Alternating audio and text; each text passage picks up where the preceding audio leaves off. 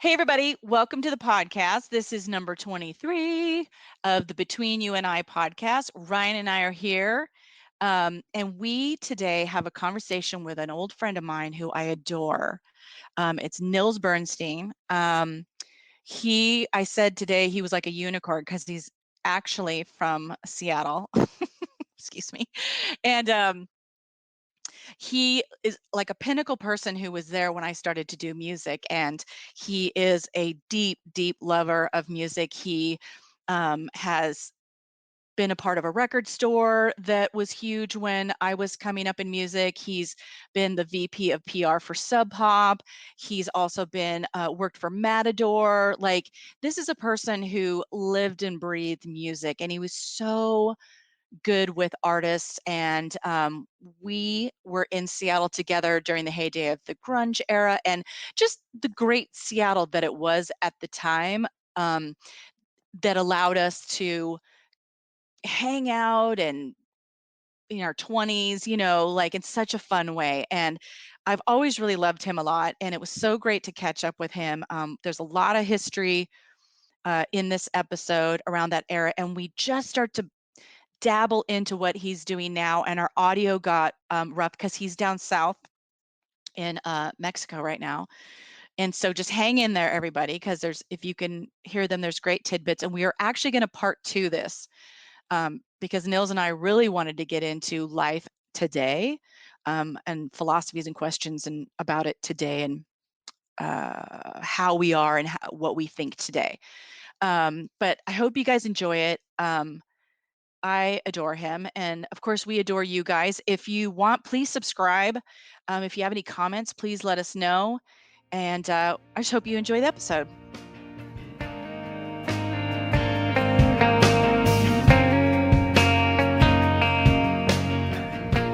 So, hey, everybody, welcome to the podcast. We are here with an old friend of mine, Nils Bernstein. And I've known you since, I was just thinking this, I've known you since 89, 88? I think, yeah, maybe 88. Whenever, did we meet in the Pioneer Square apartment building? Yes, the Prudential building. Yeah. That's it, yeah. Yeah. So probably 88 because I think it was right before I opened my record store. Yes. So because I remember you had all of your record racks in your apartment in the loft. Yeah. And I was like, those were ones that I salvaged from some record store that was moving or closing, because the ones in my store I built for the store. And when I met you, it was before I had my store. So those were ones that we took from the alley of a record store that was closing at some point. Oh, see, that's the cool Seattle where you're like, I don't know, I found some shit, I put it together, and there you go, because I can. Yeah, you can't really do that anymore. You can't really find an empty lot in Seattle anymore. No. Filled with valuable items. It's not the same Seattle. And isn't that a trip as you go on in the years? Like, oh my God. I'll space out on time and just be like, whoa, okay, it's been, whatever, 30 years passing means what in my mind? And what I find funny about Seattle is I don't even know, you can talk about the traffic and the development and whatever, but I don't even know where I am when I'm standing on a corner because there's no visual references. So I'll be on, downtown or wherever, and I literally I can't look around and figure out where I am because nothing is old. Nothing looks like it did 30 years ago. Right. Well, and that's crazy to me because you grew up in Seattle. No worries. We've all got the same alarm. I love that. It's it was my reminder that I have a podcast to do. Now it's like you're there. You're doing it. I grew up on Broadway. Basically, I grew up on the north end of Broadway, which is wild. I mean, I was thinking you're like a unicorn. You're actually from Seattle.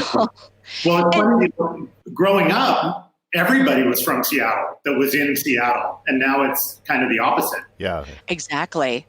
Well, and your family has deep history into music as well. Didn't your dad he ran a really famous night or booked at it?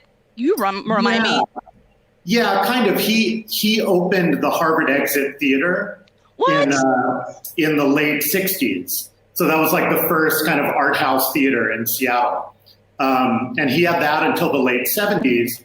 And then after that, he kind of bounced around. A lot of his friends were in music. His friends were people who started Bumbershoot and had venues and things like that. So he he opened a place called the Eagles Hippodrome, which had been a venue in the late '60s that he kind of reopened, and they put on like, new wave shows and stuff like that, kind of '82, '83.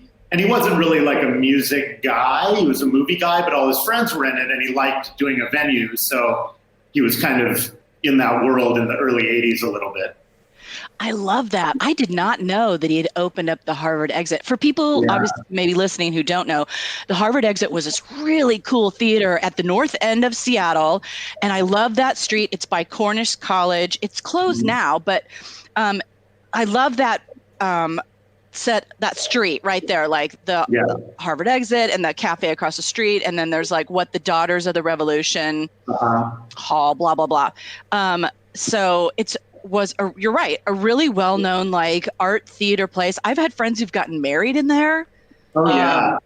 All and kinds it was of stuff. Like, Capitol Hill in the '70s and '80s was a real, kind of center for creative people and the arts and freaks and whatever. And so and the Harvard Exit in the '70s was a real, hangout for those kind of people. And he used to have bands play before movies, and the lobby at the Harvard Exit was a whole scene unto itself. And so I grew up in that. I used to like play piano in the lobby of the Harvard Exit as people were coming in to see movies and stuff like that. God.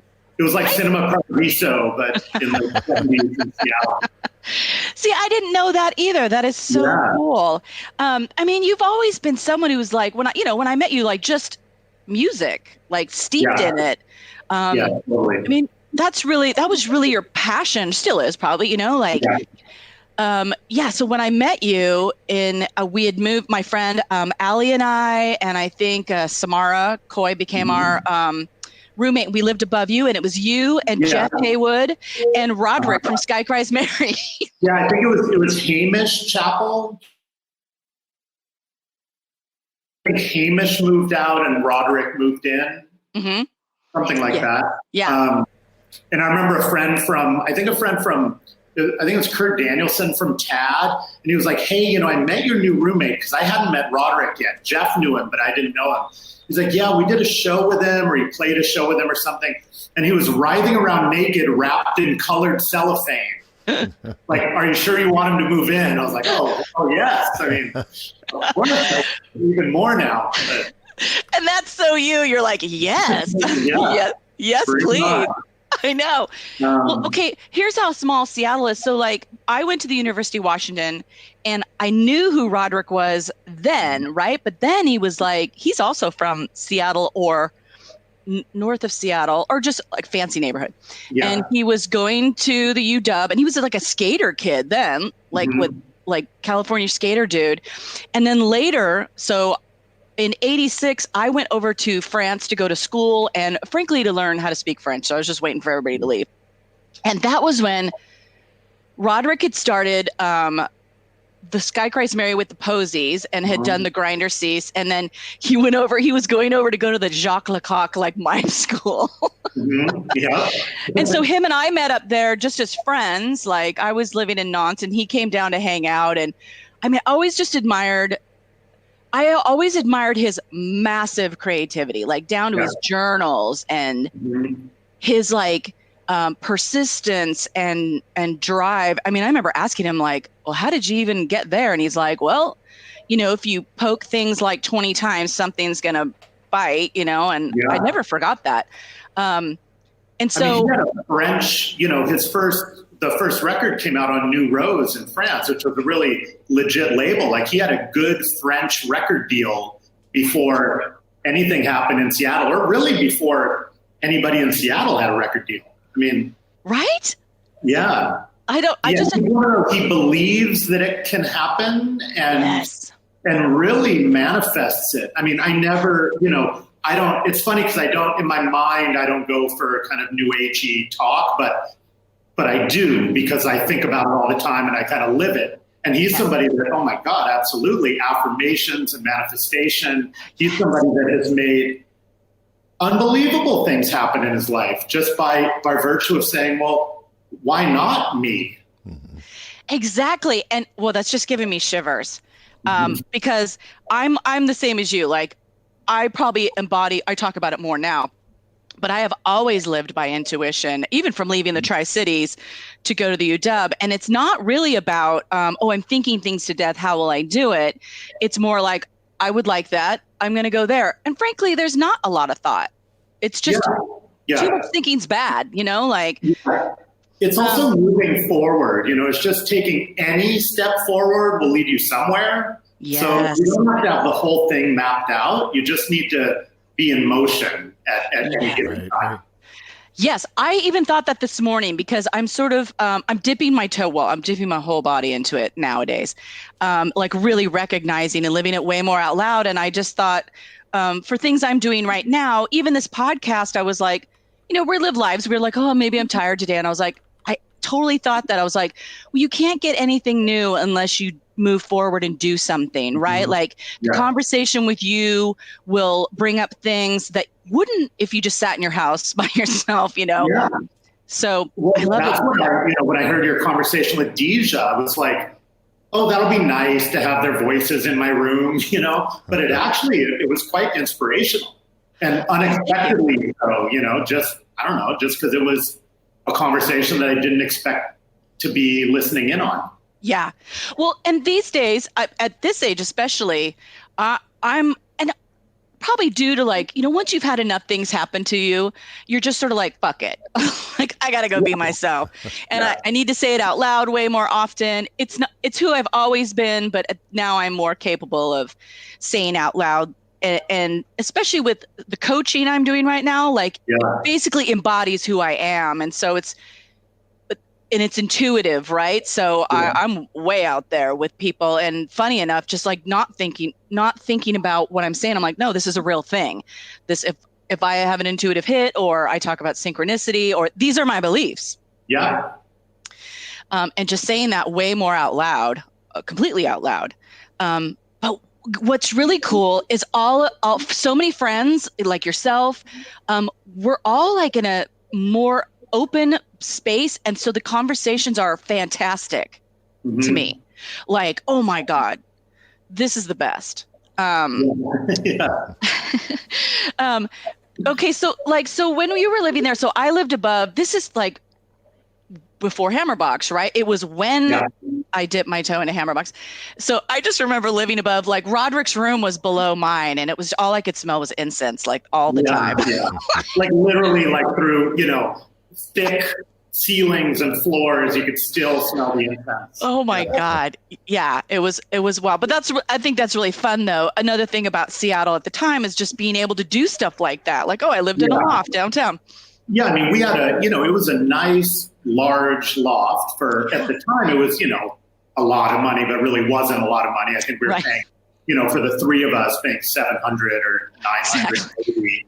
And living in downtown and near the Central and other places that were having shows, and we could hang out with you guys. We could have parties, and we could, there was so much like daily interaction with creative people because creative people could live in downtown Seattle. Mm-hmm. Exactly. And remember, like the apartment we had was Charles Peterson's loft. That's right. Yeah. Right. So when we moved in, that's right. You guys moved in when he moved out. Yeah. Did you overlap at all? No.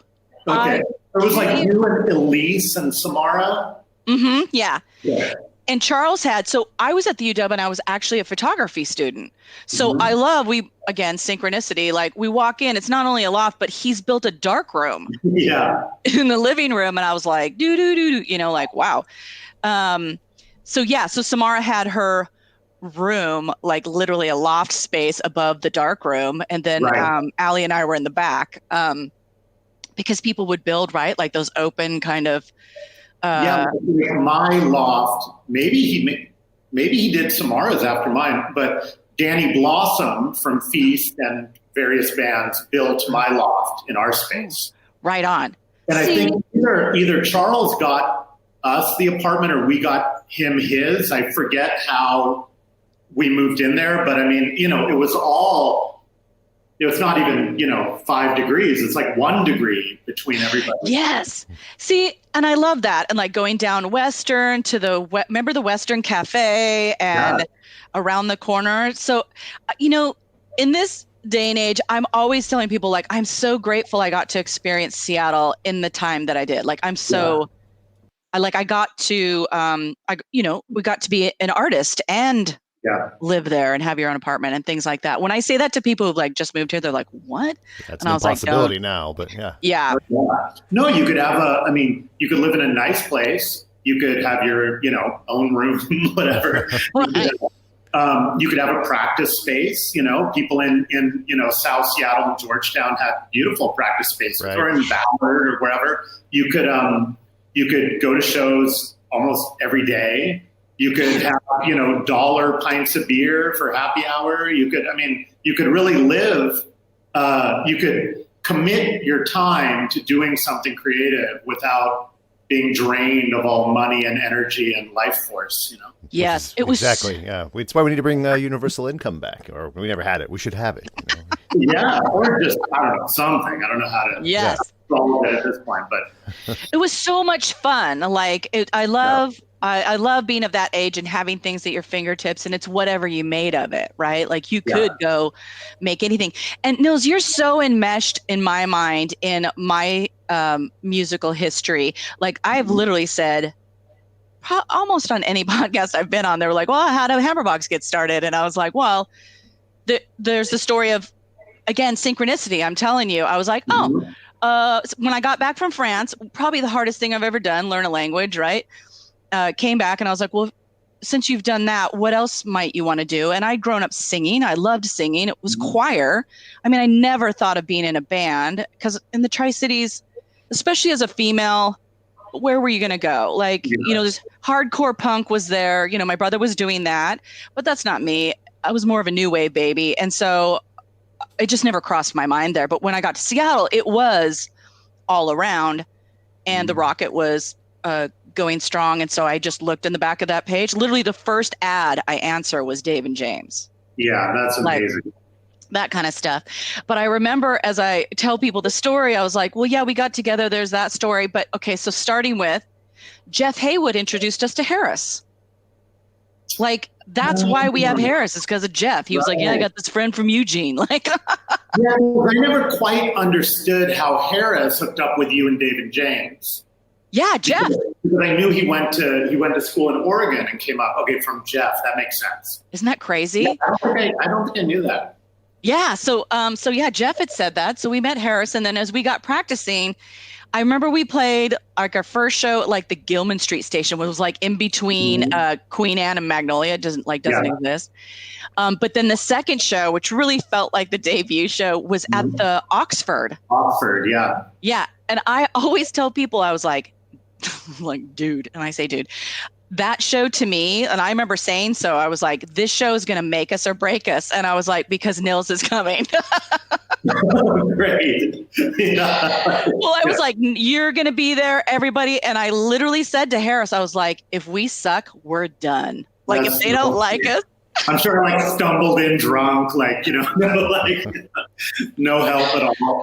But no, I actually, it's funny that you even remember that at all, because I remember it really clearly. And I don't remember much. I remember general things, but I don't remember. People always say remember that band played and their third song was blah, blah, blah. And it's like, I don't know. But I remember that really well because I didn't know. I mean, I remember when you said that you were going to try out for a band or be in a band, or you like singing. I was like, well, that's cool. I didn't know that, who knows? And you were playing a show. I was like, well, amazing. Carrie's playing a show at the Oxford, wow. Okay, let's go. And I remember being scared. I was like, well, what if they're not good? Right. Shit. I just, you assume that all your friends are the best at what they do. Right. Which over time turns out to maybe not be the best assumption. Even though you have fondness for them, but and what they're doing, but when you look at it objectively. So I was so excited, like, oh my God, we all have to go. That's so great. Come on. And then I was like, oh no, what if they're not good? Then what do we do? And right away, I remember there was a song that I can still do in my head. I'm not going to sing it or whatever, but it wasn't on an album or a single or anything. And you started singing it. And I was like, oh, what a relief. Oh my God. It's like, first it was relief. And then it was like, holy shit, they're like good. Like they're not good enough, or this show's going to be fun, or they fit in with what we're into. It was like, oh, they're actually like good music. And she's a great singer. And it wasn't just like the quality of your voice, but actually how you were pushing through what they were doing. And I remember the show really clearly, and more than anything, a sense of relief that like, wow, Carrie's actually in a really great band. And also that it was really fully realized in a way that it shouldn't have been, being your second show. Yeah, well, I give that to like the band itself. I mean, Dave and James and Harris were all serious. Like they even at that time felt the pressure actively about we have to be good. Yeah. And what I find interesting about that is that didn't hinder what we wrote. Like we did not in any way go, well, who sounds good? We should sound like that ever. Right. Like that never came into it. But whatever we were going to do, I guess at least in our eyes, had to be good. I don't know. Yeah. Well, a lot of people weren't like that. They just wanted to be in a band, and they had cool friends, and they knew they could get shows, and it was fun. And maybe they would get good eventually, or but they weren't thinking in terms of like of quality and execution and how are we gonna. They kind of figured it out as they went. Right. Yeah. I mean, Harris had his own style. That was true, right? Like he actively put, here's what I'm going to use all these, components and blah, blah, blah. And I know Dave comes from a lineage of music, and James was always passionate. Like music was his heart, and so that combination of people were just automatically serious about it, serious about it. And I secretly really enjoy excellence. Like on the inside, I respond to good teachers that way, good teachers at the UW who were just inquisitive and smart, not pretentious, right? Like not condescending or but fascinating people. And just the game of seeing what you can get is fun to me. Like, not because my ego needs it, but it's just kind of fun. Like, well, if we play, they've got 500 people, we've got 500 people, that makes 1,000. Let's do, I kind of get off on that. But it's a thing that doesn't always reconcile well with like punk rock scenes or indie music scenes or whatever, because you're kind of going for an atmosphere or a sense of fun or a sense of community that isn't. It's all these other things that exist around the music, and your brother's kind of a good example. Like he's kind of a nerdy drummer. He's really, really technically talented. Mm-hmm. And it's not always evident in the bands he's been in. He's been in some unbelievably great bands, and he's been in some crappy bands. But what they're doing as a band, a lot of the bands he's been in aren't about the technical proficiency of him and the other musicians. It's about some kind of different, what you do or whatever is about technical proficiency, but they're not necessarily thinking about excellence in musical, conveyance. They're thinking about, okay, how is this going to fit into this environment that we're performing in? Right. So, it's interesting when with Hammerbox, where there was an element of it that was very aggressive and ramshackle and wild and pushing each other but also an element that was very tuneful and composed and thought out and structured. And it was interesting that it was like, when I say like, oh my God, they're great. And I was like, oh, they're actually like good. They're not just like, fun and awesome. This can be a fun Yeah. stuff. And it's interesting. And that's not always something that bodes well for success. True. So, Yeah, true.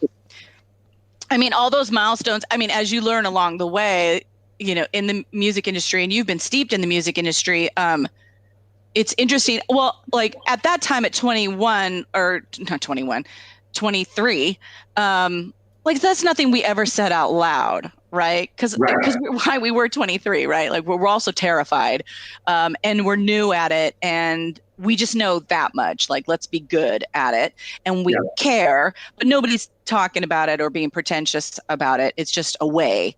It's hard to have goals, like you were saying, I'm not even going to bother being in a band in the Tri-Cities because what's going to happen? And you don't, when you're playing a show at the Oxford, you're not thinking in terms of how is this going to set me up for a career in music. You're just trying to get through the week, and have a good time. Well, and that's why I think like sometimes ignorance is bliss, right? Like it's the good thing. You don't even know any better. So all your goals can be is this goal, right? Like it's just, we got a show at the Oxford and Nils and everybody showing up. Like, yay, that was as far as we thought. Like, and then the next, as other things start to happen, you see more things you could do and you just start building. You're right. And when the whole like grunge era exploded too, then there was like a wave people could ride on, structure revealed itself. Like I didn't know anything about how the music industry or how things, how people got signed. And so it's kind of precarious having to learn as you go. Somebody said actually when we got signed to A&M Records, we were talking about, that's when kind of weird stuff starts to happen. Like someone wants to work with me about my stage presence. So they hire some dance trainer, or I know, just crazy things. But also someone said something to me that really was helpful. They were like, what's hard, because it was scary for me. They're like, well, what's hard is that, like, for instance, dancers go and practice and then they do a show. And they're like, you're having to learn everything in front of people. Right. So you don't know who you are. So you're trying to figure it out in front of an audience, which is fucking stressful. It's a really good point. And, there's something funny about what I imagine it's like to be a lead singer in a band. I think it's different from what the audience perceives the lead singer to be. I think they think a lead singer is absolutely in control of everything. They write all the songs. They tell the band what to do, that they're really, kind of steering the ship. And if anyone is learning anything as they go, it's the rest of the band. There's this assumption that the lead singer is going into it with this level of knowledge and expertise and whatever. And it's, I imagine not necessarily the case. Surely. Yeah. Because look, who I was a girl from the Tri-Cities. That was literally, and frankly, shy. Like I didn't really at the time, super introverted. I think I'd spent my whole life kind of being a loner and watching people, not the center of attention. But there was something about getting on stage and singing where I was a whole nother world I very easily could go to. Like that was not a problem. I don't know why. But the rest of it, like moving on stage or, I don't know, navigating any of it, even the scene, like I was super sensitive. That's just who I am. But I also it was so fast that I was just kind of coping and handling and trying to have fun at the same time. But it's a little bit wild. Well, you also need to move forward. Bands are, by the time you put a record out, those are old songs, and you need to write new songs at some point. So you're having to kind of cope with what's in the present, but also work toward the future. And that's hard to do because you're trying to imagine what your future is going to be and how people, I think that's why people's second records are always weird, is because they're kind of writing in this weird perspective of like trying to imagine what they're supposed to do and not really knowing. Mm-hmm. Well, and having often the pressure behind you. Now, new pressures, right? Especially if you've gotten signed. It's like you need to hit. When you're, at the time you're writing songs that would end up on somebody's first record, there's no pressure because those are the first songs you wrote. Yes. So it's the first time you're feeling pressure, and I can't imagine. I mean, the whole thing seems so weird to me, but Yeah. I've spent my whole life around bands, but never been in a band. So it's always, it's like, I feel like I know it really well, but I don't know it at all. Right.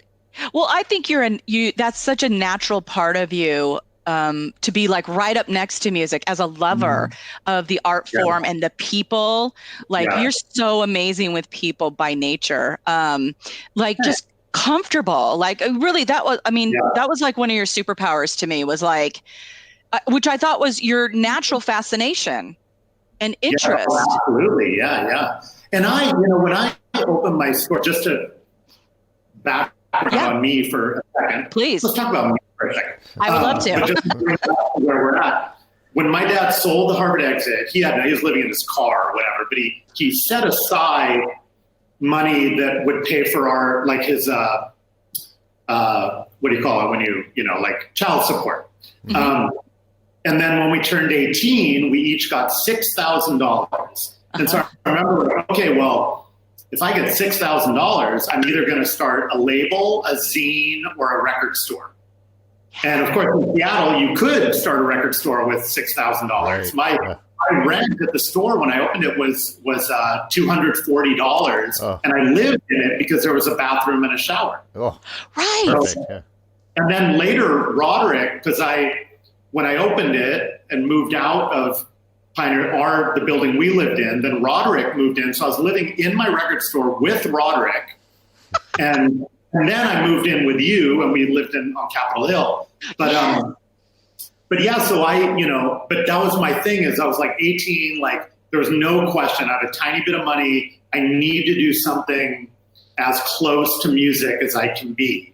Yeah. And at least the record store felt like I can support music and be with other music people all day, every day. Wow. And then quickly I went to work for Sub Pop, which overlapped with my store for a while. But for me, it was like, well, if I'm not going to be in a band, I need to do something that's where I'm with musicians and music on a daily basis. Yeah. I mean, you're super unique to me in the way I always admired. One, I think, well, for many good reasons, but being shy, I always was like, God, he's so comfortable. Like, I wish. It's so funny because, I have horrible anxiety and panic. So that started when I was around 18, after many years of doing a lot of drugs. And so it's funny that I love hearing that, because I'm actually, totally paralyzed with anxiety and panic attacks. Oh my God. Well, and now having had panic and chronic panic, I'm sorry. I wish I'd know that. No, it's a nightmare. But it's that same thing where you have to just do something. You have to move forward in some way, or achieve something, or get over something. Like, not that there's certainly no way to just quote unquote get over anxiety or panic by, through sheer will. But at least you can do something where you don't feel paralyzed by whatever it is. Mm-hmm. Okay. So I was like, well, I like people a lot. So at least it doesn't make me, my anxiety doesn't revolve around social scenarios necessarily. So it's like you find your confidence where you can find it, kind of, I guess. That's a good point. On stage, like you were saying, it's shocking to me, and probably to a lot of people who watch you on stage, to hear you say you're shy, because you're one of the least shy performers there is. But it's different being on stage and not being on stage. Yeah, there's something about it being a safe tunnel to me. Mm-hmm. Like and I'm doing something I can do, and I know I do it well. Right. And that's with me, when I'm around people, it's easier than not being around people. I get more anxious if I'm alone than being with people. Okay. I totally, right? A couple ideas, whatever that safe place is. What was the name of your record store? Rebellious Jukebox. That's right. Yeah. So I love my that. favorite song was The Fall, and it was the first song on the first Fall album. So it's like, well, I don't know, whatever. Sounds good. That's perfection. I love that. Well, so other ways that you're tied in, just because now you mentioned, I was like, oh yeah, that. I was like, So I was thinking about the store, because we're doing the Hammerbox timeline, like before going too far forward. And when your first single came out, Oh, It was like, yeah. ooh, they have a record, this is great. And that was still before people were really getting signed and stuff. People were getting signed to Sub Pop, but Right. so it was, so I remember really pushing that first single, Yeah, and I would always play it because the song Kept House, for anybody listening, hopefully has heard it or whatever. It's a pretty ballsy first song to put out there. And it was perfect on a single because the B-side was After All, which was a great contrast to Kept House. But I'd always put Kept House on when people came in because it was so in your face and lyrically intense. And it was, I sold like, I think 100 copies of that single just from putting it on when people were in the door. Oh, wow. That's so awesome. Yeah. What a weird song. Like Kept Us is such a, and I got a little bit of French in there. Like that was my connection to French. Yeah, amazing. It's like, I don't know who I am. I'm just going to be weird, like. Like convey intensity and, like, oh! Yeah. Yeah. And your first writing, I mean, what I love about, that journey is as I go look back and I'm like, oh, you had thoughts and you were writing about them. Mm-hmm. Like, that's cool to engage in or do it all.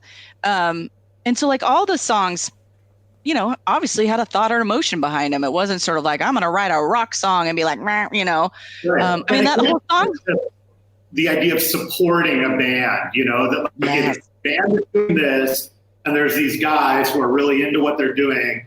And I'm the singer, so I better just keep up and come up with something. It never felt like that. It always felt like, you were really coming through, that it was really for instruments. Because Hammerbox is kind of a hard band to separate out. Like, everybody had a lot of personality in their, as people, but in their playing. So, it really felt like four instruments kind of like pushing at each other, really putting each other forward instead of a couple people supporting a real deedly guitar player or something, it felt equal. Oh, that's well said. Yeah. And that's very true. I mean, Dave was from Kentucky, James from Tennessee, I'm from the Tri-Cities, and none of us knew each other. But I swear to God, any band I've ever had is just a group of people who don't know each other at all. Like, maybe on purpose. But that's an experiment, right? That could be good or bad. You kind of take a chance on that. And it was very four distinct personalities with one common goal, but that ends up being really hard to sustain. There's like the 5-year marker. Right. That makes sense. And you don't want, maybe you don't always want 4 strong personalities in a 4-person band. No. It's just musically difficult to keep up with. There's a lot going on in every song. Well, and you're young, so you're also then still growing. And so if one person wants to grow and the other person wants to go, and that's when the tension really starts, or you got egos, ideas, and, ideas at the time are like, no, this is the truth, or whatever that is, Yeah. But I remember, more reasons you're entwined in my history to me is like, you named my dancing on stage. Like, I've seen that in Hype. I've seen it. You to me said like, it's like you're doing this birthing dance. Right, and I've seen that everywhere. That's so funny. I don't even know that I did that. I think I must have just said it and then not even knowing. Yeah. I loved it. I was like, so, and then, we lived on Gaylor.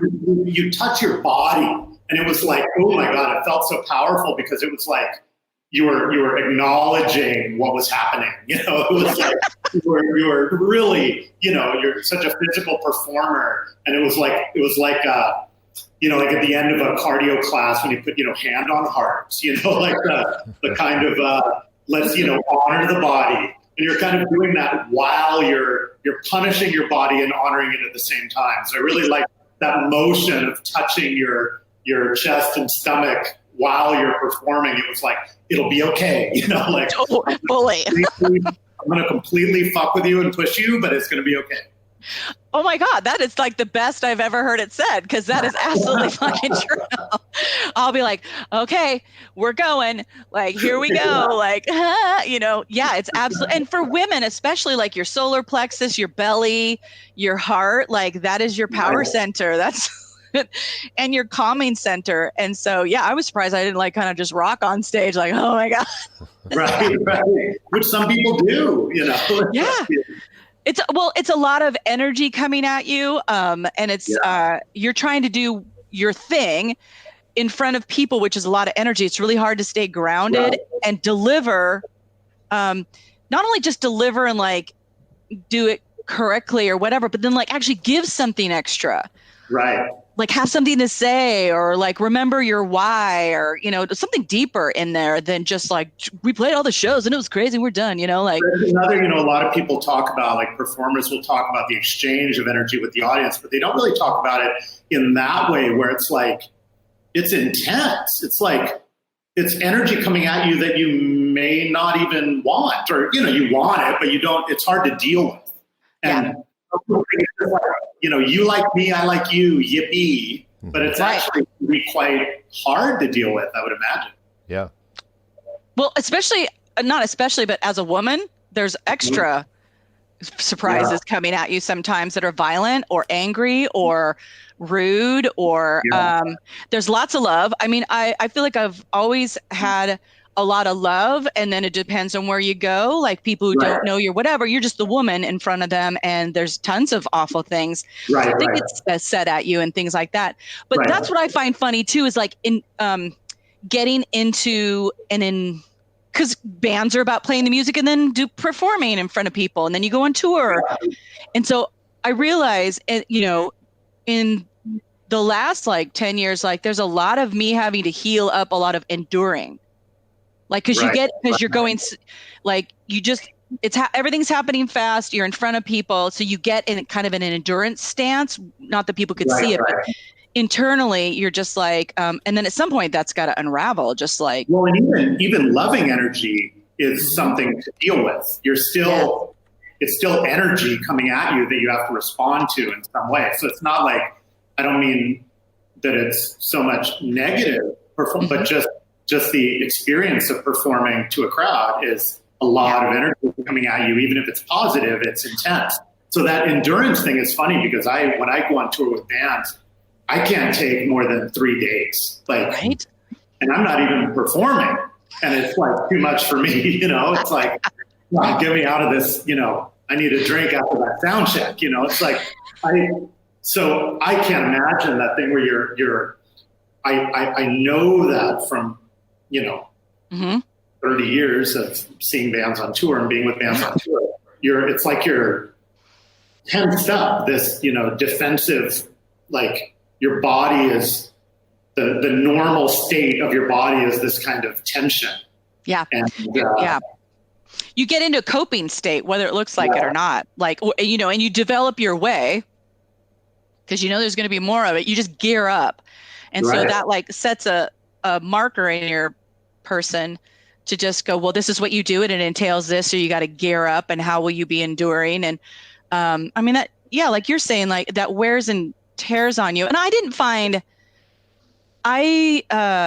did not find touring exciting. Again, like ultimately, I'm at the time, especially in Hammerbox, a pretty shy person. So, and one girl alone, right? Like in a band where everybody didn't hang out together. Like I think Dave and James or Harris might used to hang out, but I didn't. And so I was alone a lot of the time. And so, I mean, I love to travel and I'm adventurous or whatever, but I usually am in control of how I'm doing that.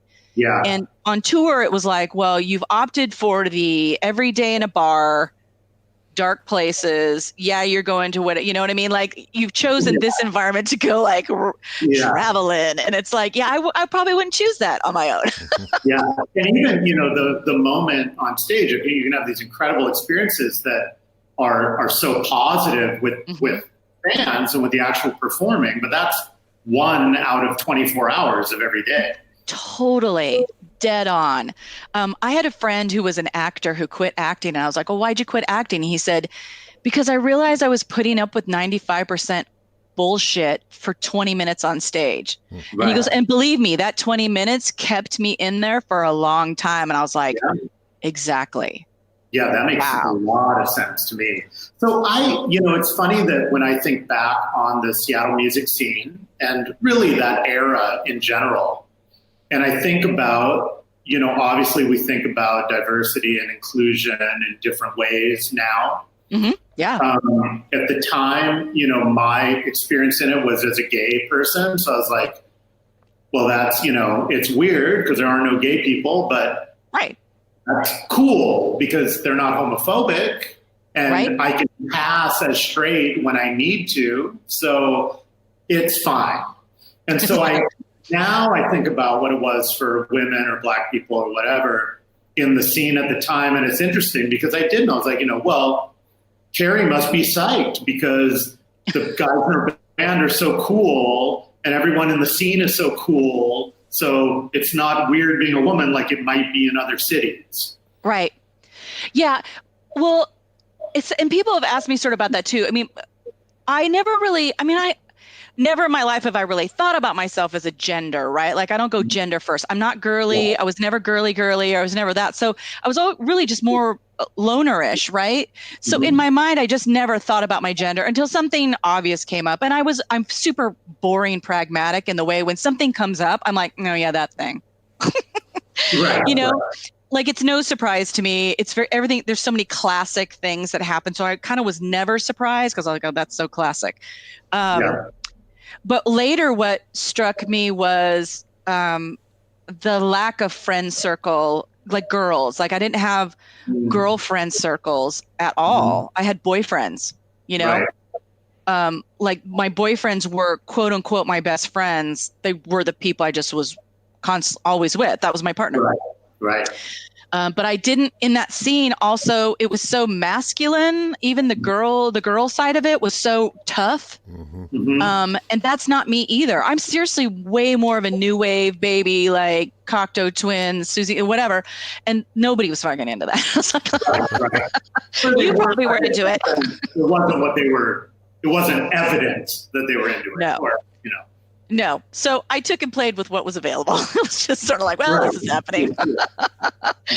But it's so interesting. I also love that era too. Yeah, we ended up living in a house on Gaylor Street by Volunteer Park with Laura, who was Harris's girlfriend, and Charles lived there as well, Peterson. And so I just love that too. Just easy to like, everyone's kind of in it together. Talk to me about like, it was a small town. Didn't you feel like then, like everybody knew everybody? And when you went to go work for Sub Pop, was that like a natural, like yourself even, like you did like the record store and you knew bands like it blew me away when you were like, oh yeah, I know the Throwing Muses. And I was like, what? like, because again, new wave to me, like Throwing Muses were in there for me. And I was like, oh my God, Christian. But was it a natural transition to then go be like the head of PR for Sub Pop where you're like, oh yeah, this is. I think so. I think I when I have my store, I also had been writing, like I wrote for like Option and Magazine and Spin, even like when I was in high school. And while I have my store, I was also doing music writing. And so when I always knew the Sub Pop people because it was, when Sub Pop formed, it was like, well, how are we going to have a record label in Seattle? So there was a lot of people involved in those conversations that weren't employees of Sub Pop. There wasn't even a company to be an employee of. It was just Bruce and John talking to local friends about how do we do this? Charles takes pictures. Jane from Feast does graphic design. Jeff Ament had a lot of ideas about marketing and merch. And it was like figuring out who could help with things. So I remember being involved in conversations with them. And at some point, their publicist, who was Jenny Body, left. And I was like, well, I know how publicity works because I write for magazines. So I knew that process. So I think I'd already started helping them with retail promotion, which I also knew because I owned a store. Yeah. And so shortly after that, Jenny left. And I was like, well, I could do publicity because I know how that game works. And I like that. I like magazines. I like spreading the word about bands that I love. So it felt natural. The store wasn't really a job. It was barely keeping the doors open. So the idea of having a salary, however meager it was at the time, was appealing. Yeah. I closed my store and went to work for Sub Pop full time doing publicity, which was great because it was promoting bands that I loved, and then working with writers whose job, it's a bit different now, where people are more content providers than journalists. Mm-hmm. Oh, interesting. People who are able to cover music. But at the time, it was people who really loved music there was a lot of music publications at the time, which there isn't anymore so much, and who wanted to review and interview bands. So it's like, well, great. I would love to facilitate that for you. I'd love to introduce you to some terrific new groups. I loved it. I thought, doing press for Sub Pop was awesome. I loved working with the people who worked there, and the bands were great. I mean, that's like a match made in heaven. That's so natural.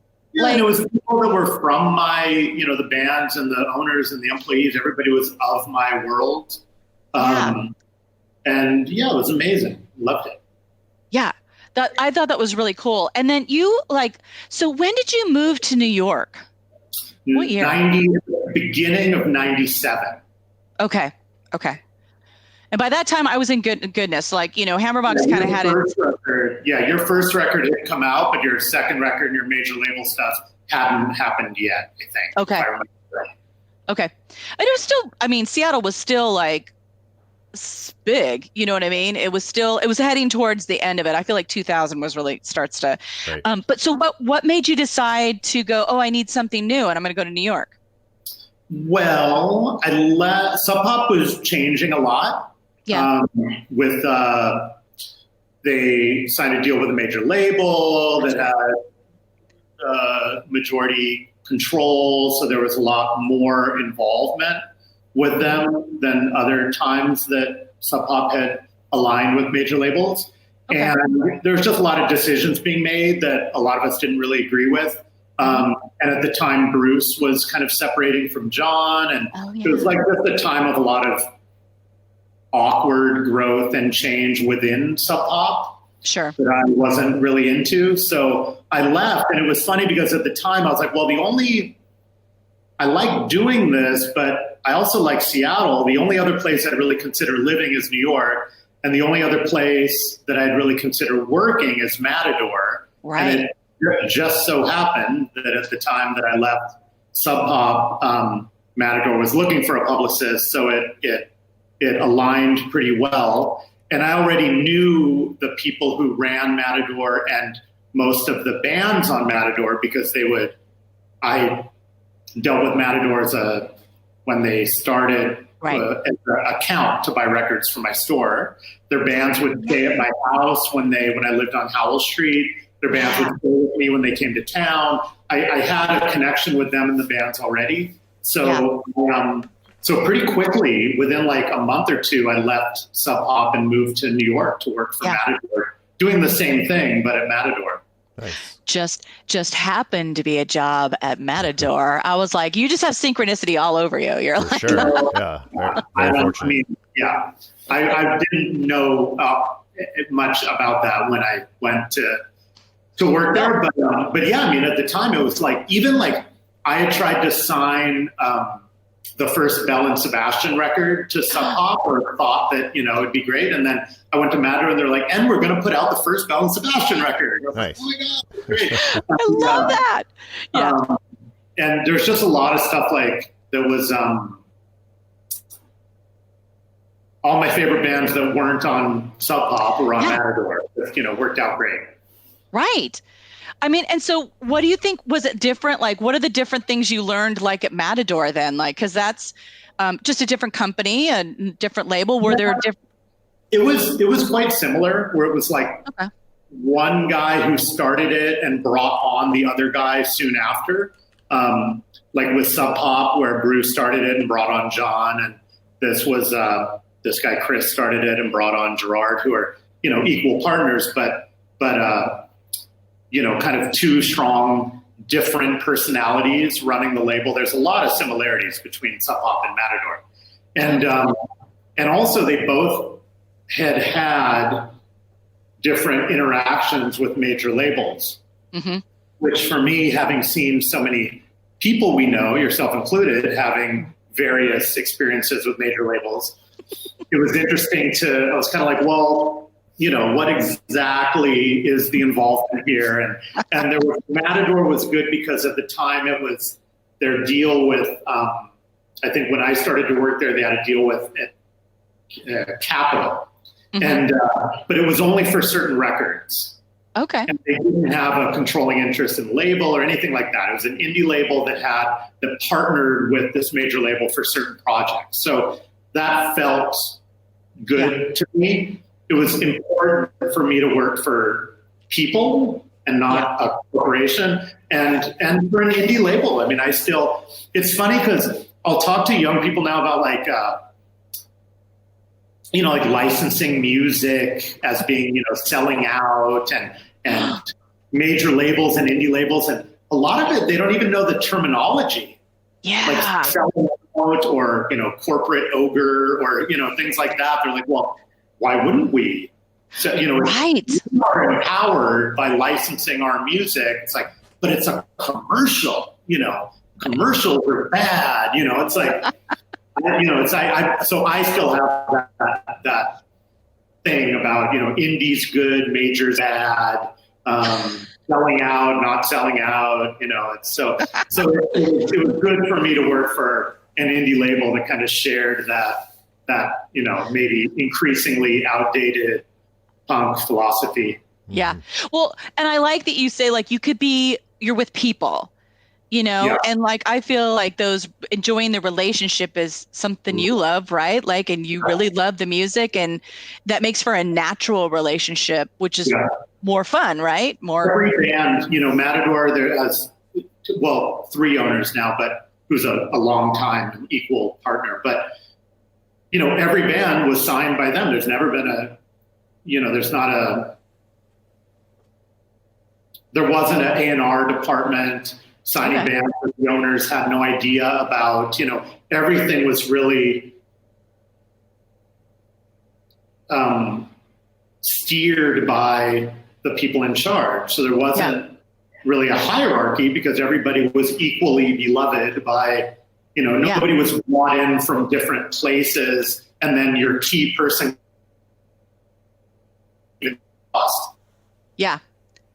The owners. Well, I felt like the bands were quite well, maybe some would disagree over time how their careers went, but at least they were cared about and cared for by the people who ran the company. I mean, that heart connection is huge and so rare, I think. Mm-hmm. Hopefully I'm not overly cynical. Well, I mean, it's in the past, but I found, and we're all well versed in like the major label, like treatment or what can happen, and happens to like so many bands, but like Hammerbox or Goodness getting signed, it just like the scenario of like the A&R person was probably the person with the heart. Yeah. Maybe, right? Yeah. But often you get signed, they pitch you, they love you, and then you get in there and a month later they're fired, right? Like, right. And then your career ends up being contingent on an employee, basically, on somebody who could be hired or fired on a whim. Yeah. So you have no anchor there really. And contractually, you're not really protected. Yeah. And emotionally, you're not really. Oh my God. So it's weird, it's ultimately it's a job, and that person might care for you with all their heart, but they're not responsible for whether they have a job or not. Right. And the stories that you're getting fed are heartfelt. I mean, you're fed stories. Like, I mean, if I was really dark, I'd be like, oh, you're being lied to your face. Like, cause that's just what they say. And that was weird for me. Like, I was like, oh, there's a whole echelon of people who have no problem just lying to your face. Like, we're gonna, and they know it, or they're just so used to knowing it they don't even know. Like, Yeah, I mean, I think it's like it's always things that people want to be true. yeah, yeah, And they want it to either be true or become true, or if they say it enough times, it will be true. Or if, and so I don't think they're lying. They're just, they're saying, this is what I will work toward for you. Nice. Which is different from this is what's going to happen. It's like, what they're not saying is that I'm going to work for it, but it's going to be really fucking hard.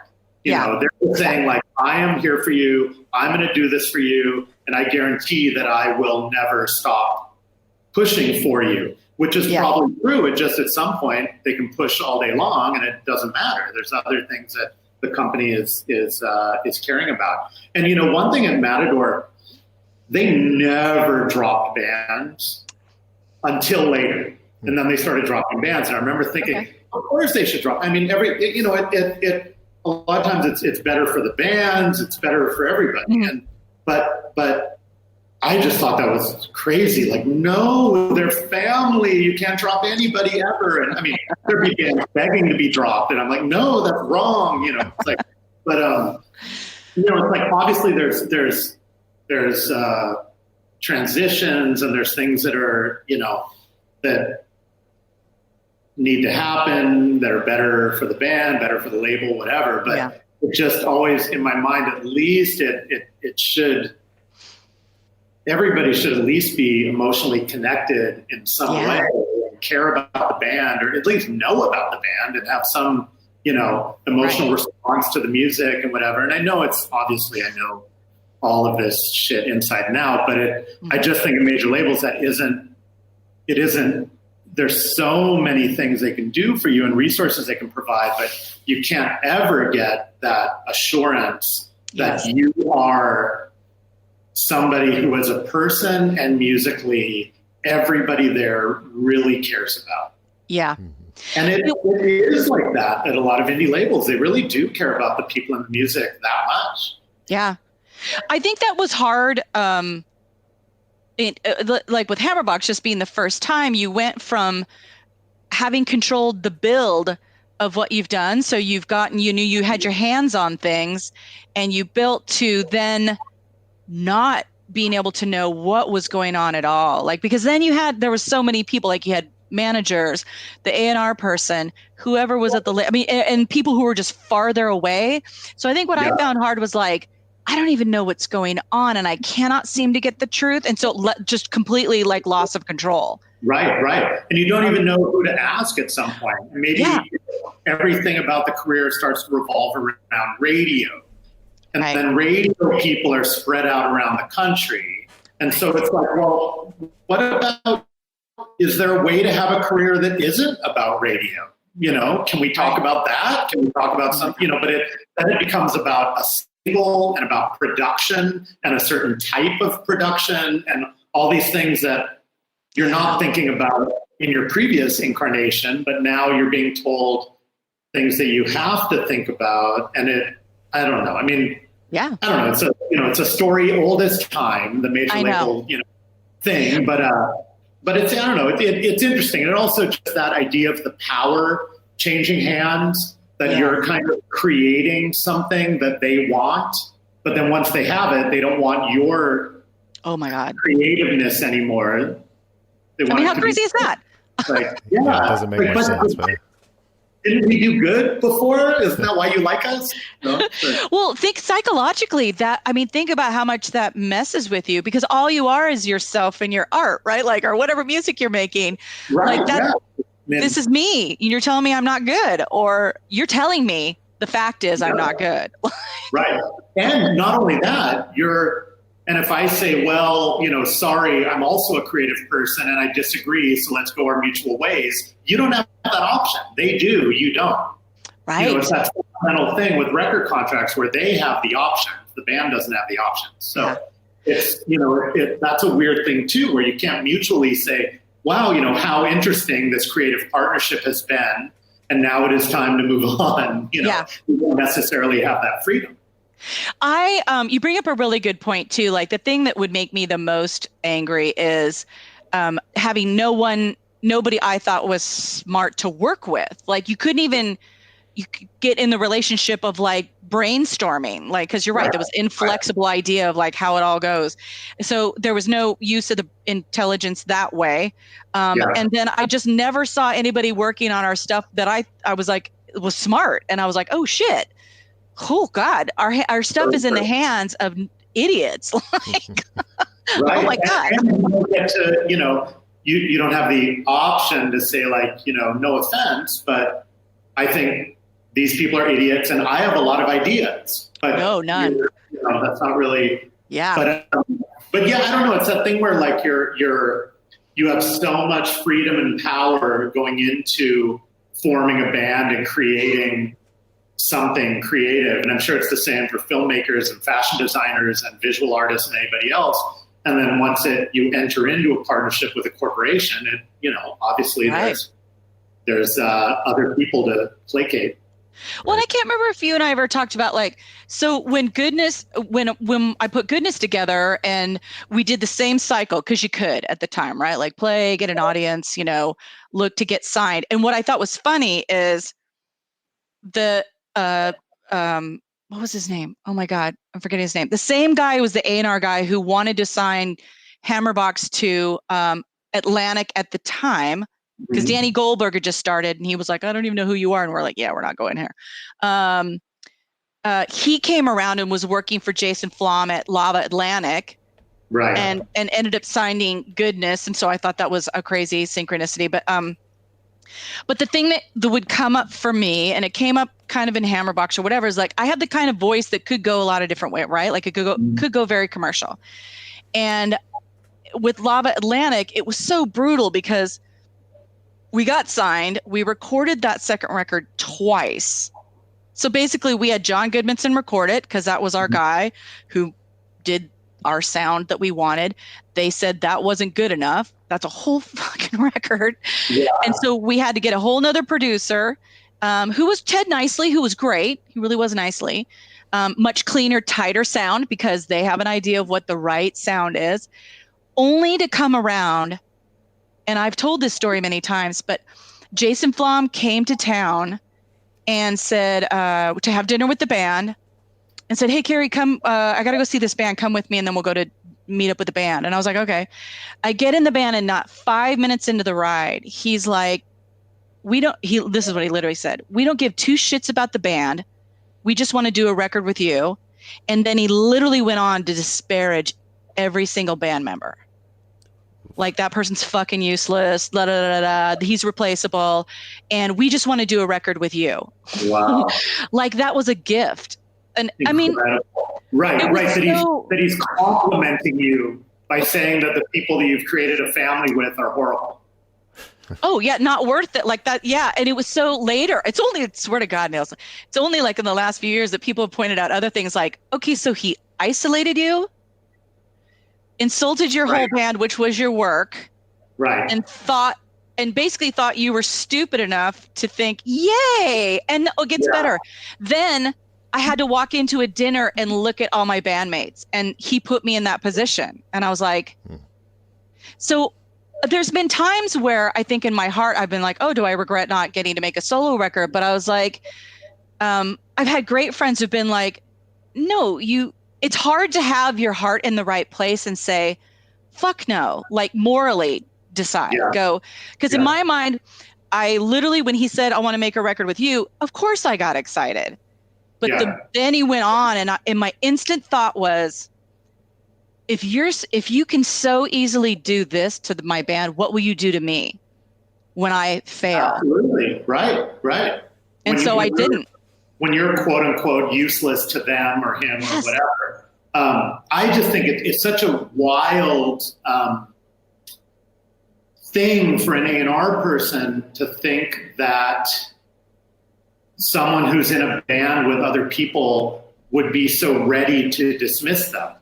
Right. And it might be an idea that like a female singer in a mostly male band or whatever it is that he's imagining some natural separation between you and the band. But it's what a weird way to work with bands that you think the singers have no emotional connection to people that they've created this thing with. It's such a weird idea. I mean, you might eventually want to understand if the singer has frustrations that they're afraid to voice or whatever, but the band has to take the lead on things like that. Like it's, if you had said like, I don't know if this is something that would interest you, but eventually I would love to explore what I could do without a band and do something solo and they were interested, then maybe that's fine. But to introduce that concept by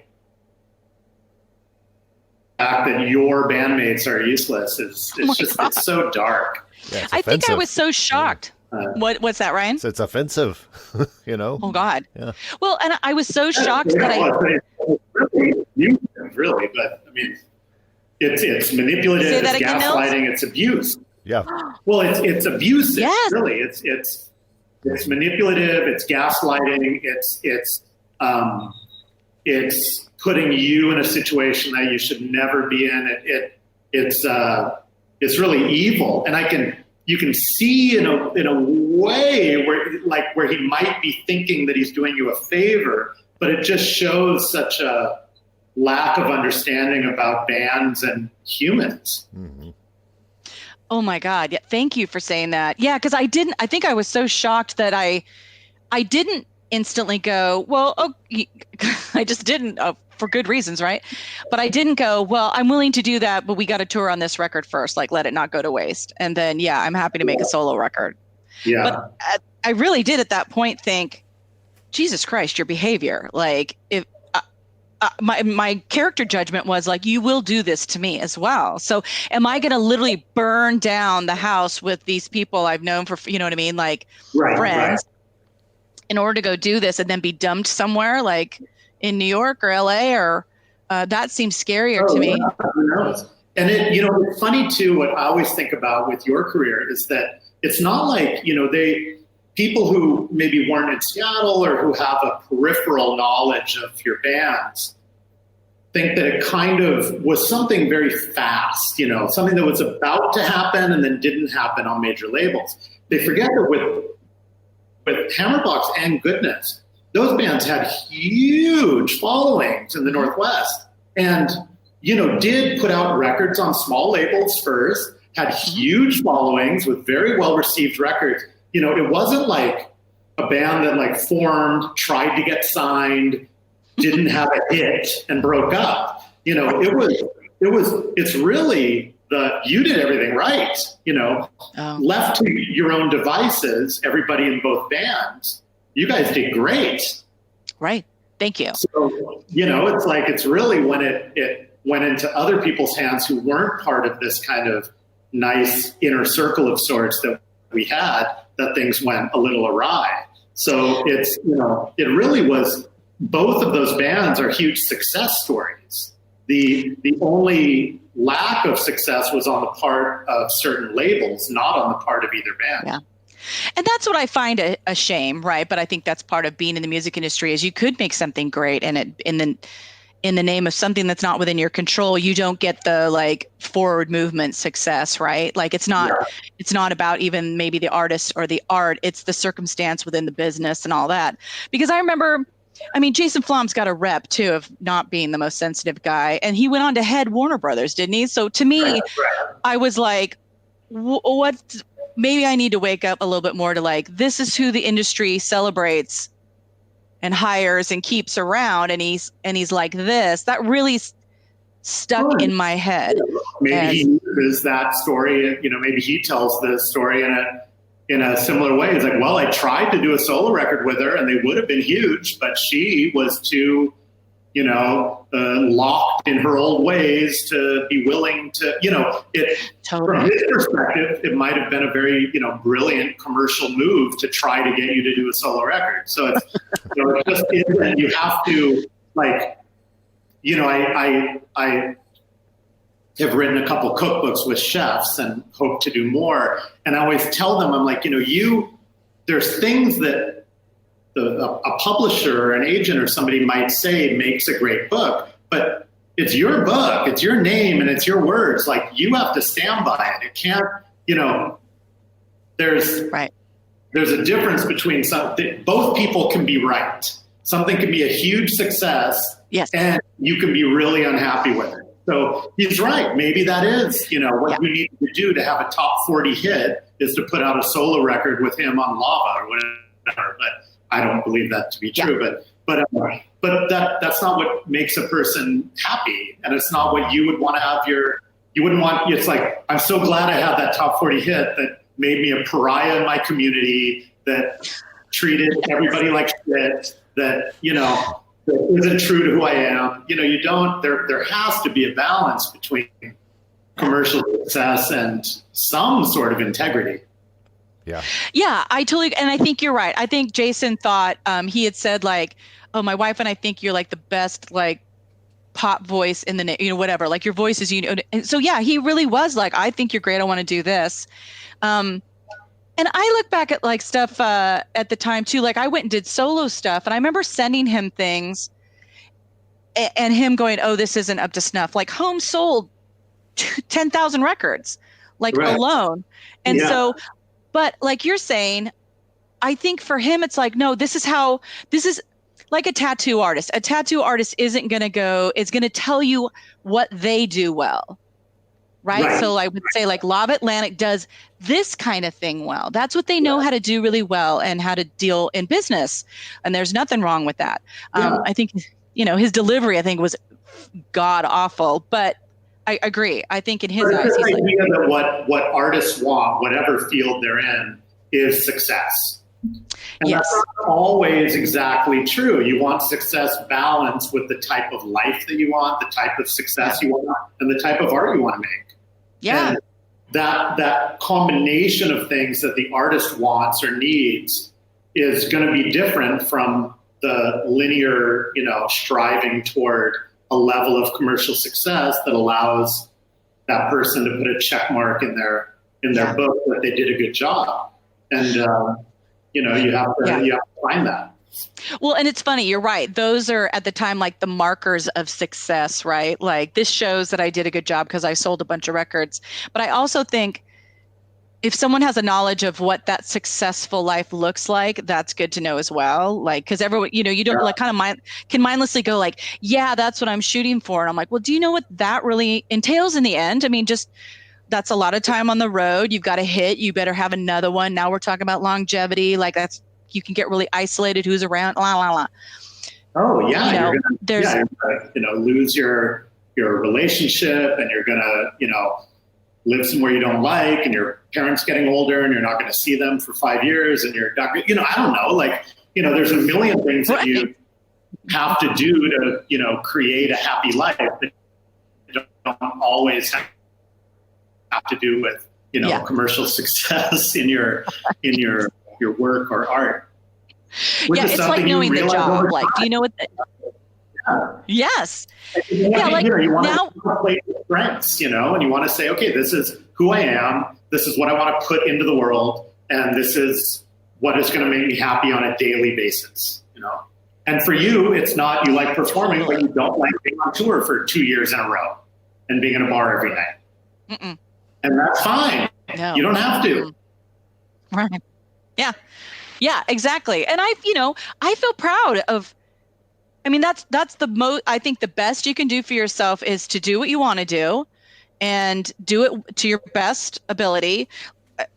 And that's winning. You know what I mean? Like I love everything I've gotten to be a part of. I like that I can do music when I want to utilize that art form, and I do it for reasons I know that are personal. And that's a lovely exchange with that art form. And you've been able to carry music throughout your life. You don't hate it. You still have relationships with people you made music with. It's not like, I know so many people who had such negative experiences with music that they've left it behind. It's like, no, you're a musician, don't leave it behind. Like, it shouldn't be that. And you haven't done that.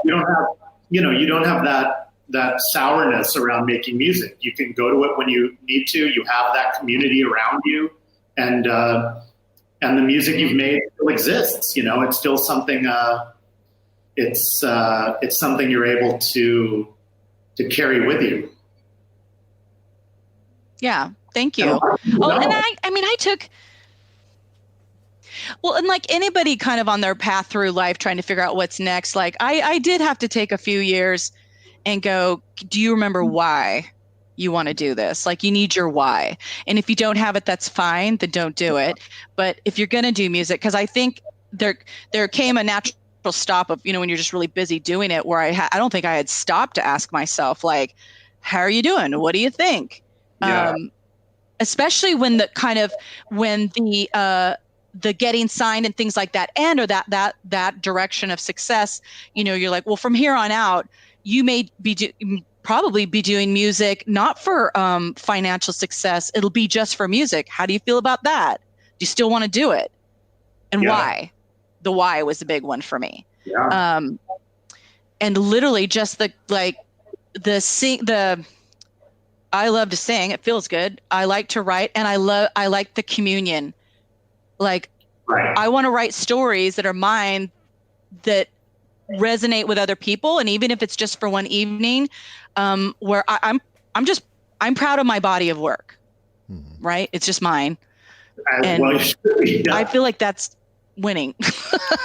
Oh my God, absolutely. But it's a wild, like, I think people listening might be, I ask myself why. Like you hear that a lot, that phrase, but it's really powerful. Like imagine asking everybody, like, oh, what do you do? I'm a, accountant. Why? Why do you? I don't. Oh, I live in Las Vegas. Why? Like it's such a wild question that people never ask of themselves, especially around art they make or work that they do. And I don't know. It's a powerful thing to ask of another person and to ask of yourself. For sure. And it's probably a hard thing to answer. I don't know. Well, I think sometimes it has to be disentangled. Is that the word?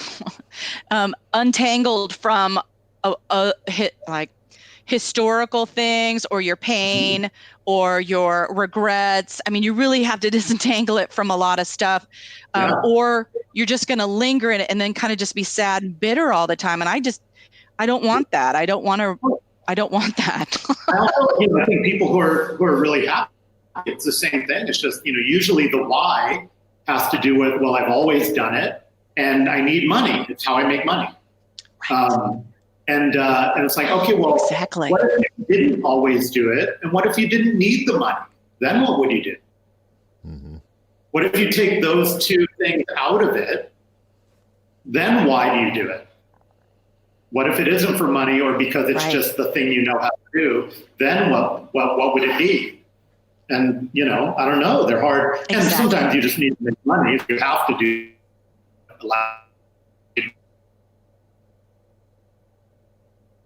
yeah. We're getting a lag. If it has those real stupid reasons, then what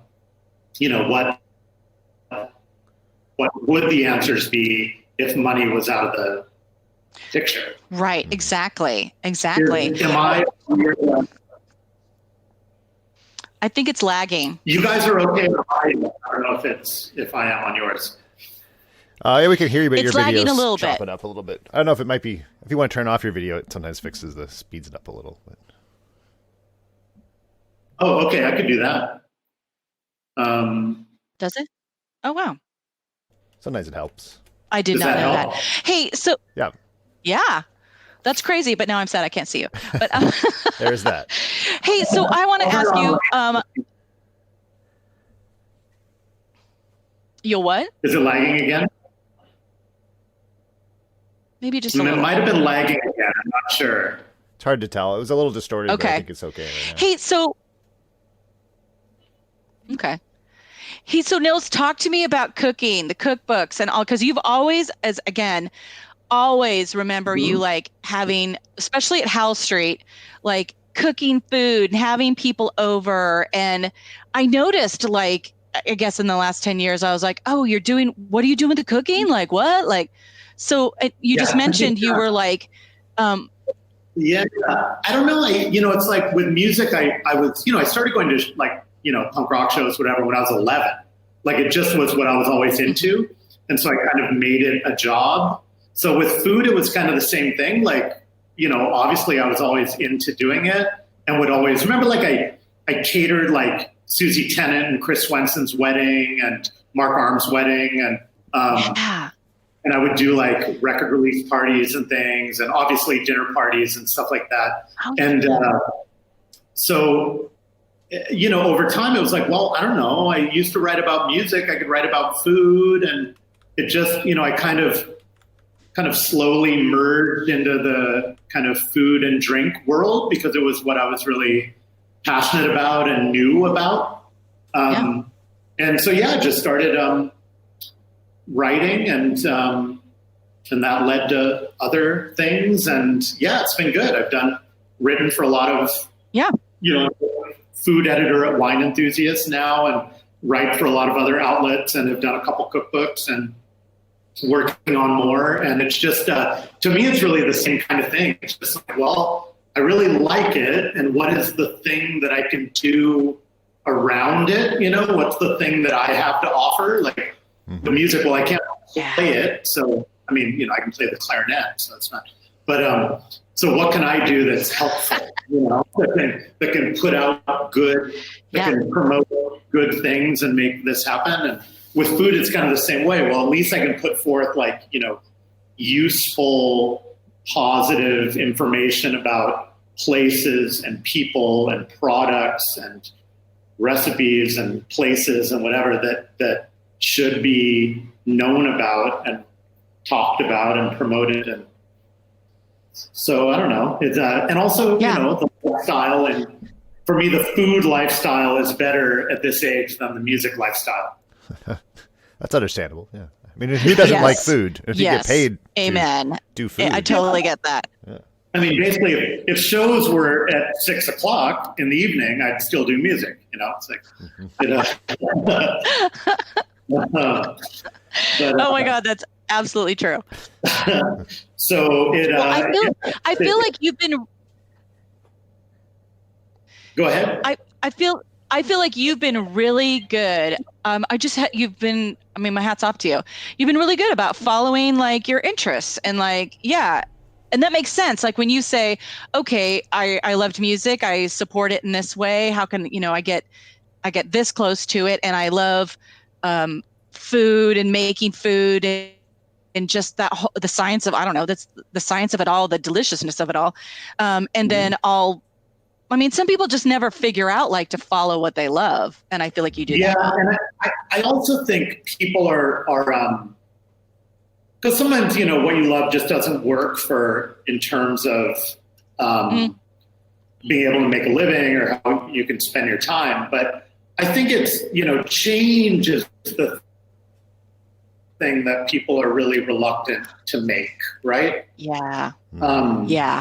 Here you are. And that's the thing. I think, the idea like do what you love, people can find it or learn to love what they do. Sometimes it goes in that order. You do something and later learn to love it. But what I have been proud of, I guess, is being able to make a change at relatively late in life, to move from a very established career in music to start doing food, and to make that kind of that change and make a break. So I'm still doing something I really love. It was a change from what it would have been very easy to stay in music forever without loving it.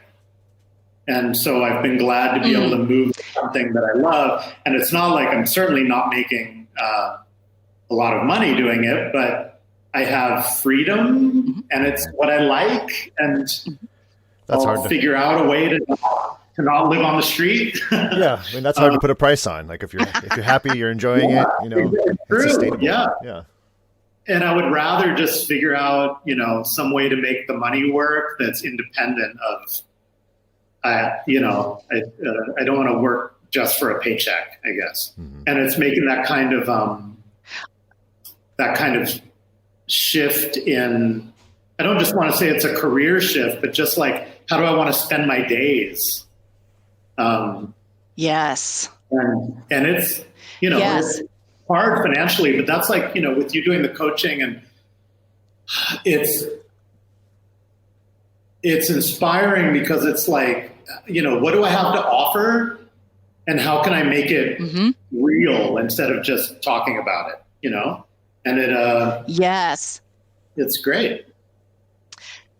Well, and I really just needed to, I can't even tell you how much I needed to hear you're like, I don't want to just make a paycheck because, for 15 years, I somehow drifted into like IT project management, right? And that's because I frankly, at the start of it, I was like, I just want to go somewhere with structure.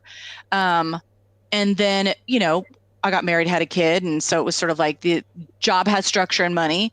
But in the last like 3 years, I'm like, oh God, I can't do it anymore. And I need to do something that feels true to me. And even today, like I'm just at the start of this business, right? It's hard to not know everything, what's coming. And it's easy to then want to falter back into a paycheck. Yeah. And, I still get things from people like our LinkedIn going like, there's this project management thing. And I'm like, well, maybe that would be good. And my whole gut is like, no. And there is a certain, but money, that takes a certain amount of choice, and choice gives you a certain amount of freedom. So there is something to be said for money. It just feel like as we get a little bit older, it's like, man, like if we're going to start winding down soon, like, what do I really want to be doing day to day? And I can, somehow the money will work, I can, whatever, but I'd rather like, it's that thing where like, if you're ever going to, it's like people who say they're going to quit smoking for 40 years. It's like, just stop saying you're going to quit smoking. It's fine. Just smoke, and then quit one day. Yeah. But it's that thing, like at some point, if you're thinking in terms of wanting to make a change or just wanting the change to be not where you are, you got to do something toward that goal, something, anything. Exactly. Yes, exactly. And frankly, that takes a lot of courage. Yeah. Like my hat's off to people to just step out and then go, I will figure it out. Like that's engagement. Like you're going to engage and build and to know or believe that that's possible. Yeah. Right? Like you may have to adjust your idea of what you need. And that gets very deep and that gets real deep and it's a paradigm shift for a lot of people. That's a huge one for me. And that to me, go ahead. You're up. No, tell me what you're going to say. Oh, I was going to say, I grew up. I think we got a little delay, but we got like a mutual lag. So I'm going to be quiet and you're going to speak. Okay. Well, I was just going to say that's like the core of my coaching, like the subject matter wise. I'm all about like the things that happen at quote unquote midlife, like this moment or these kind of thoughts, and helping people because people come to me sort of like something's not working. I don't know what to do. And I'm often like, just so you know, this work is going to be a lot deeper than you think. You're going to, it's going to actually require a lot of different ways of thinking. Are you ready for that? Like, yeah. And so, like, yeah. The idea of I tend to like, right. Well, the deeper questions are more interesting to me because it's really about your life and being happy. That's the goal. Like our purpose on this planet is not to acquire and do and whatever. It's about love and happiness and exchange. Yeah. I got a time on the planet. How am I going to use it? What do my exchanges look like? And for me doing this, I just really needed to go back to owning my own world. And I want the source of my work to be derived from me and whatever my purpose is. I think the idea of figuring out like what you really need is a major mind shift for a lot of people, because they spend so much time doing something that maybe they don't love because it's working towards something they believe they need, but you don't necessarily need it. And I grew up quite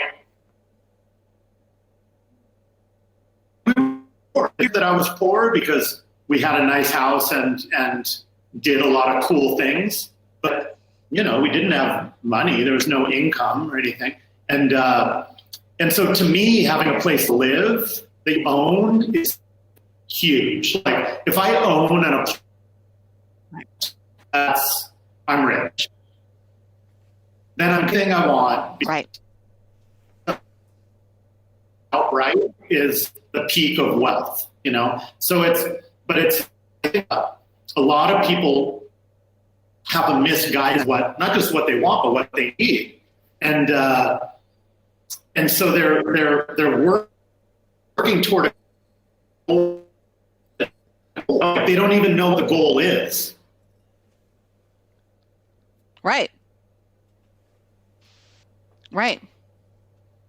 Well, you're so right. Like, what do I need? Like, and look at the things you can have, like a place in New York and you have a place in Mexico. Like it's just where you funnel, what you pick your heart really wants, and you can have stuff, and you know what I mean? You can do it a lot of different ways. Yeah. It's not. Yeah, and you can do it a lot of different ways. Right? Yeah, because it's a lot of hustling. It's a lot of like, doing this on the side and renting this and selling that and pimping this out and trying to do that. And it's a full-time job to get through month to month financially, but it's that freedom that I want, to me, yes. The time is freedom. And time that's my own is freedom. And it's, and that is sweet. It's incredible. It's great. Hey, Ryan, are we okay? Because now I'm getting a bit of lag on my side. Do we want to log out and log in again, or? We could give that a try. Yeah, it's getting a little choppy. So let me stop and we can start and restop. Or. Well, listen, we're you have to go at 12:45. Oh yeah, I wasn't tracking the time. Yeah. Yeah, I might part two this, Nils. I might just call you again and be like, can we continue this? Honestly, okay. I would love to part two it and move into, I love talking about old Seattle shit and whatever, but I really like talking about, we're both in this very pivotal time in our lives and talking about this kind of moment of change and how to move forward. It's, and what does that look like? What is a life in your 50s and 60s? What does that look like now? I don't know. It's interesting to me. It's I want that endlessly fascinating conversation. Yeah. Oh, absolutely. Oh, I'm getting shivers again. I'm totally getting shivers again because I was like, yes, we will do this again. We'll get together and figure out the time, and not too far away, because I'm loving this. Great. No, I would love it. It was so fun to see you and talk to you. I feel really inspired talking to you, so I really want to do it again just for my own edification. So let's do it. Great. Yeah. And you know what? We should just get on the phone too, you and I as well. I'll get a hold of you. I'll call you. I just love you so much. Yeah. I just love you. Too. I'm so happy to be talking to you. All right, let's do it again soon. Me too. Okay, loves. Yeah, thanks. All right, see you later. All right, bye.